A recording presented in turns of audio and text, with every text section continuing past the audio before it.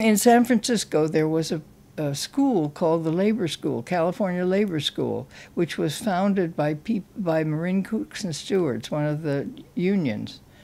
One of the men on the ships wanted to educate the people, so they had a library, for instance, on a traveling library that went on the ships.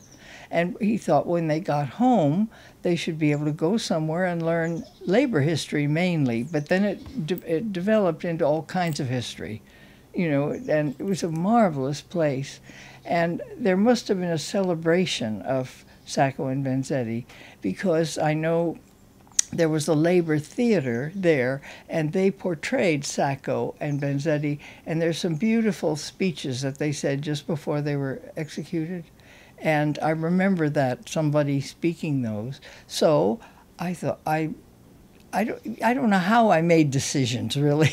I can't remember, but I wanted to make a dance about it. And then I heard that there was this poem by Edna St Vincent Millay, which I got, and it seemed to characterize what we all felt and what we were still feeling, whether it was Sacco and Vanzetti or Tom Mooney or anything else, you know.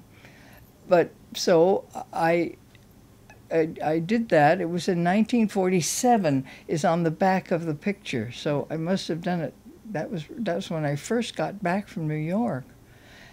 And I did it at the Marines Memorial in San Francisco. There was an organization called the San Francisco Dance League, which was designed by then dancers to support and publicize native dancers. I don't mean Native Americans, I mean native to California and San Francisco, because we were inundated with people from New York. New York, we considered it Mecca, you know, that's where all the dancers went.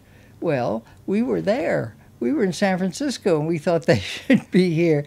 So we made this organization.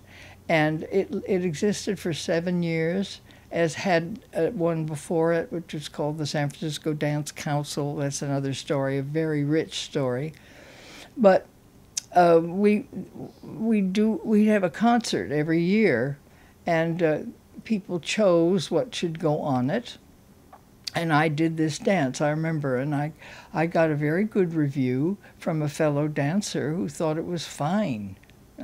And I think I told you on the telephone that a young man from Mills College, who was a set designer, designed a set for it. It was composed of a gravestone in front of which I stood, and then a series of things that looked like jail bars, and then a doorway. That was all. It was very stark, but it was very suggestive of what I wanted to say. So I composed that dance. The composer was Ernest Bloch. It was presented to me by a local artist named Naomi Sparrow, who is no longer with us. But she said this music would do, you know. She played it, and of course it did. It was very arresting, the music. I only remember the first two measures. Shall I? Yes, go ahead. It goes, it's an octave. La, la, la, la, la, la, la. Goes like that, and then it does it again. Da, da, da, da, da, da, da. And then it kind of growls along like that. And then there's a in the poem, there's a place that said, we will not enjoy the soft breezes from the sea or something like that, in which I did kind of a light sort of movement. And then, well, if I read if you hear the poem, you'll see. Then it says there's one place that says, forlorn, forlorn, the blue hayrack in the midst of the corn, something like that, is broken, and we will never. We will die in the we will die in this, what is it? We will die in the darkness and be buried in the rain. I just love that. I think of that every time I have rain or anything like that. We will die in the darkness and be buried in the rain.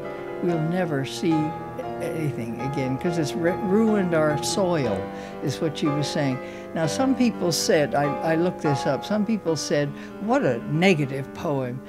It was, but it was based on the anger of people at the murder of Sacco and Vanzetti, or any such injustice, really.